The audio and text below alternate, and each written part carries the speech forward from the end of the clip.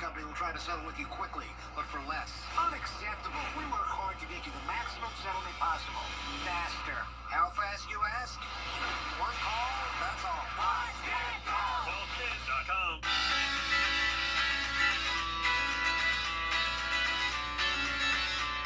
Follow News Channel 6 on Instagram. Book direct flights to Washington, D.C. at flyags.com.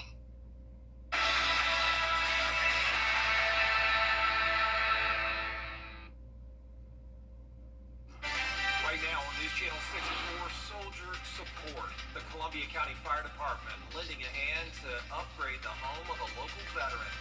Plus, proposed changes to Augusta's charter. The committee shares what they believe is most important. And how soon will Maxwell Elementary in McNuffie County officially open its doors? We'll answer that as Your News at 4 starts now.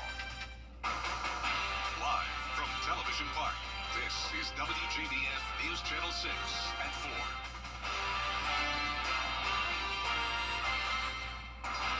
Good afternoon, everybody. I'm Brad Means. And I'm Jenny Montgomery. Thanks so much for joining us. Coverage you can count on begins with a local veteran injured in combat getting a new home for his family thanks to a nonprofit and local firefighters. Yeah, wonderful story for sure. Isabella Moody joining us now with more. They don't want us to show it because the veteran hasn't yet seen the home. It's been being built by a group, A Soldier's Journey Home. Saturday, retired Army Sergeant First Class David Mathis and his family will see this new fully accessible home for the first time. A Soldier's Journey Home is a nonprofit that helps build these homes for injured veterans throughout the nation. They build one house a year with volunteers from around the country coming together to build the veteran's perfect home. Local Columbia County and Augusta firefighters are helping build the home. They have been a part of the mission before. This is the fifth house retired Columbia County firefighter Roy Wright has helped build. They signed the dotted line to go and sacrifice for us. So this is just my way of helping, being a part of something to give back. Just cool to be part of something here locally to help out a local veteran. This is the nonprofit's 11th build and first build in Georgia. You can find more information on A Soldier's Journey Home on WJBF.com. Back to you guys. Bella, thanks so much. It is time now for our first look at the weather. On a very busy weather afternoon, as it turns out. Meteorologist Miller Hyatt joining us now. That's right, Brad and Jenny. We are tracking strong thunderstorms. Thankfully, nothing severe, but we do have special weather statements, which means the storms are just below severe limits, but still strong enough that we are paying close attention to those. So we have a few of those right here, the tan shaded boxes that you're looking at. So one of those is in Aiken County. This goes until 4:15 for wind gusts up to about 50 to 55 miles per hour. Some pea-sized hail is possible. Also some frequent lightning. We have 55 lightning strikes within 5 minutes right now. So this is approaching Windsor and also Williston. Elko, you're going to be affected by this as well. Reynolds and Walker. So heading up north, where you have another special weather statement until 4:30. This one has frequent lightning, 86 strikes within the past 5 minutes. This is pushing over Jones Crossroads, Steedman, and up towards Gilbert, Clubhouse Crossroads as well. And we have another special weather statement, but that has now pushed out of the area. Flood warning continues. A flash flood warning for Columbia and Edgefield counties here, where you picked up a few inches of rainfall so far, almost 3 inches of rain. So just do not drive through flooded roadways. So here's the rest of the area as far as the rain total is here. Closing into an inch almost in the Augusta area. Rainfall estimate at the airport is 0.71 inches of rain. And the rain continues down in Aiken right now. Temperature-wise have cooled off to near 70 thanks to the rain. It is very, very humid. Dew points in the 70s. Check out what it feels like in Bamberg, 90 degrees right now. That's all that fuel for these storms, and gusty winds right now in Waynesboro, 27 miles per hour. And tomorrow, we have a greater chance of some severe weather in the afternoon, so we'll be watching that very closely. But we're going to be seeing a sigh of relief for the weekend and next week as dry conditions return.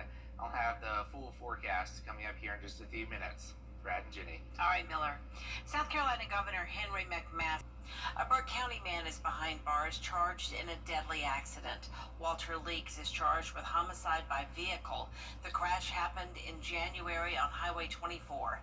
Leaks was driving a log truck when it happened. Linda Dixon was hit and died at the scene. The Richmond County Sheriff's Office is implementing a new safety plan for downtown Augusta. Every Friday and Saturday, starting at 9 p.m., at least 2 deputies are assigned to every block on Broad Street until 3:30 a.m. The hope is that a visible presence of law enforcement will reduce late-night crime and help people feel safe enough to enjoy downtown again. Give folks the confidence that they can come back downtown and enjoy themselves. Bring their families and know that they'll be safe. Out-of-town visitors come into Augusta and enjoy the downtown area and know that they'll be safe as well. And so far, it's went really well. We've had a lot of good feedback from the community. We run into folks down there throughout the weekend. They tell us how safe they feel, and they're happy that they're able to come back downtown and enjoy the downtown area. During the day, community safety officers will also patrol the area and report potential issues. The group reviewing Augusta's charter is narrowing down the most important issues in city government. Crews are getting close to finishing a state-of-the-art elementary school in McDuffie County. The goal is to wrap things up for the new school year. Graham Lee reports.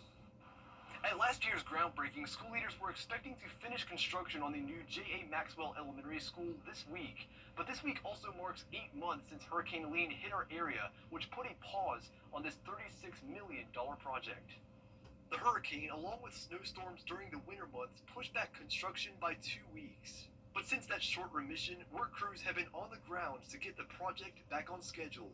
When finished, the school will have an outdoor classroom, a full-size gym, and 4 science, technology, engineering, and mathematics labs for pre-K through 3rd grade students. Superintendent Dr. Michelle Rhodes says it will also be easy to access for parents. We have a pre-kindergarten entrance that is separate for our smaller students. We have a car rider entrance, of course, for our K through 3, and we also have our bus rider entrance. The design of this school will allow for easy flow of traffic off of the Thompson bypass, and it also allows our buses to enter from the rear of the school from our current middle school. Rhodes says after a few more finishing touches over the next few weeks, she expects construction to finish on the new school by the end of June and will be open in time for the 2025-26 school year. In Thompson, Graham Lee, WJBF, News Channel 6. Local inmates are being celebrated for their achievements at a graduation ceremony today. They completed educational or job-related requirements to get their Serve Safe certificates. These are programs that provide opportunities when inmates get out. It teaches them job skills. It teaches them responsibility. We also have programs to help them learn to write resumes, and it just gives them a second chance. As many times as we can offer, these opportunities, and they take on the challenge and accept them and excel, I think overall our community will be a lot better. The Serve Safe program is a nationally recognized food and beverage safety program by the U.S. National Restaurant Association. Those graduates will be able to work in the food service industry. A huge congratulations to the Westminster boys soccer team. They won their 3rd straight state championship, 5-1 over Brookwood yesterday. Westminster now with a 56-4-3 record over those last 3 championship seasons. Congratulations once again to the Wildcats. A live look now at the Nashville Speedway, where NASCAR is back at the Music City. Coming up, a driver with a legendary name, hoping to become one.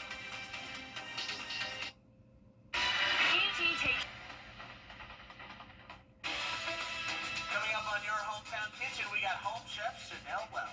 Bright, creamy, and full of zest, we're plating up a creamy lemon pasta that you'll want to twirl into. Your Hometown Kitchen, Friday at 12:30 on News Channel 6. I'm Austin Jackson, the Augusta Guy, and my team is proud to be the official injury lawyers of the Augusta Green Jackets. The Augusta Guy, supporting Augusta's team, all those who call the CSRA home. Call Austin Jackson, 706-724-7224. The NASCAR NASCAR Xfinity Series is loaded with talent, including a driver whose last name is synonymous with the sport. Julian Minnesota sits down with the man who is out to carve his own legacy, Jeffrey Earnhardt. A black number 3, driven by an Earnhardt. It's Jeffrey behind the wheel. This is a real cool storyline. The Earnhardts are racing royalty, from Dale Sr. all the way down to his grandson, Jeffrey Earnhardt, who is a part-time driver for Sam Hunt Racing. You know, you ask people, what names they know in NASCAR. Even if they're not a NASCAR fan, most of them know Earnhardt. While the Earnhardt name has its perks, it also comes with high expectations. The downsides of it where people just automatically expect, a champion out of you when that's not the case. Which can be tough for a part-time driver. My grandpa was an incredible man in the sport, and those are shoes I know I could never fill. He was just an impressive man and knew that was something that I just needed to completely ignore and do things my own way. But with the name comes the pride. Earnhardt is looking for a top 10 finish in Nashville, a result he was on pace for at Talladega until he crashed and failed to finish. I want to make sure that we exceed every expectation that we can, and I think if we do everything on our part, I do my part as a driver, I don't see why we can't land ourselves in the top 10 come into the day on Saturday. Reporting in Nashville, I'm Julian Minutso. And you can watch every second of the action starting Saturday with the NASCAR Countdown live at 7 p.m., followed by NASCAR Xfinity Series racing from Nashville on the CW6. It's only been a few weeks since racing returned to the Rock in North Carolina, and now the ownership of Rockingham Speedway is up in the air. The real estate services group that owns it has listed the speedway for sale on its website. It's a 250-acre motorsports and events venue brought back into use by NASCAR with the Xfinity race last month, but it's unclear what a sale could mean for future races. The very first collaboration between Major League Baseball and pro softball is knocking it out of the park. The MLB partnering with and investing in the Athletes Unlimited Softball League, or AUSL. The new league begins its season June 7th. The commissioner is Kim Ang, a former softball player, and the first woman to serve as GM of a major U.S. men's pro sports team when she was with the Miami Marlins. Both commissioners say the league has a built-in pipeline of talented athletes coming up through college softball. Right now there are 4 teams. They'll play 24 games in 10 major U.S. cities. Exciting for sure. A severe thunderstorm warning has been issued for Aiken and Barnwell County. Main threats 60-mile-per-hour wind gusts and some small hail. I'll have the rest of the forecast coming up. Weather headlines on WJBF News Channel 6. Brought to you by Hickson Roofing. If your roof needs fixing, call Mr. Hickson. At the Diz Law Firm. On through Saturday mornings with the most trusted team in local sports. Preview all of the weekend action and recap all of the big plays with Gianna Cephalou and Gabriel Stovall. 6 Sports Saturday mornings at 9:30 on News Channel 6. The News Channel 6 mobile app is now even better. Download it today. Now, your most accurate forecast with WJBF Live Viper 6. Live Viper 6 is showing a lot of rain on radar right now with some embedded thunderstorms, and a few of those storms have become strong to severe. So a severe thunderstorm warning has been issued for Aiken and Barnwell County until 4:45. This storm could be packing quite a punch here with up to 60-mile-per-hour wind gusts and some hail as well, especially down towards Barnwell County here. We see some pink and purples here. That could indicate some hail damaging winds here pushing towards Williston, and then some more storms pushing towards Wagner and also up towards Gilbert as well into the Midlands of South Carolina. The city of Aiken right now is not under a warning. It's just portions of Aiken County and then some portions of Barnwell County as well. So we do have a special weather statement up towards Saluda County, including portions of Aiken County. This includes Rich Spring and then down towards Jones Crossroads. This is just bringing wind gusts of up to 50 to 55 miles per hour. So with all the rainfall we picked up earlier, we definitely have have a flood issue here in Columbia County and also in Edgefield County. That is where we've seen over 2 inches of rain, nearly 3 inches of rain in some spots. We've had reports of some flooding going on.